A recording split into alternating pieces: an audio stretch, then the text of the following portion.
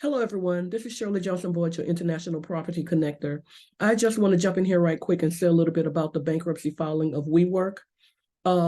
If for those who don't recall, WeWork would lease commercial office buildings and carve them up into individual offices or have common areas and rent out the desk space for people who didn't necessarily want to take on a big lease themselves, or they wanted the option to be able to use WeWork's facilities in different parts of town and or around the world for that matter.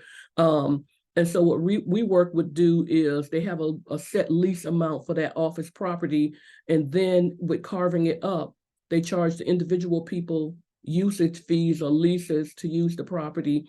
And so from that income, they could take and pay off their lease amount per month on the property, and then the difference in that they will keep as profit, and that's arbitrage that WeWork use to earn a profit, even though some people say, depending on how you do the calculation, that WeWork was never profitable. I'm not going to get into that. But with the pandemic coming along and people fleeing the office properties, WeWork was no longer able to get that income in. And so that affected their ability to pay the lease on the buildings that they were leasing. And with so now that the pandemic is over, people are refusing still to go to the offices. And in fact, in the United States in particular, people in the office 5 days a week, even 3 days a week, is down pretty significantly from the levels of pre-pandemic.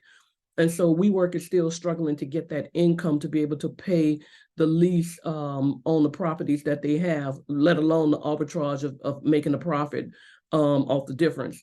And so the fact that WeWork was, I guess you would say, forced to file bankruptcy is not a surprise. But just know that that's just not, with the office properties, that's just not a factor of COVID. Office property vacancies were high even before COVID, and that's the reason why WeWork was able to do what it was able to do to begin with. So WeWork was essentially an opportunistic investor for the office product sector.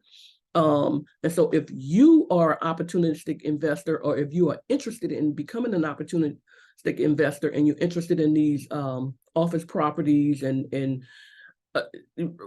redoing them to another segment or something like that, leave me a message, contact me to get on the list of people to be notified first when I get information on new properties that not necessarily have hit the market yet, or some that are hit the market already, and that the owner is interested in opportunities to get rid of that property. Again, this is Shirley Johnson Boyd, your International Property Connector. See you on the next one.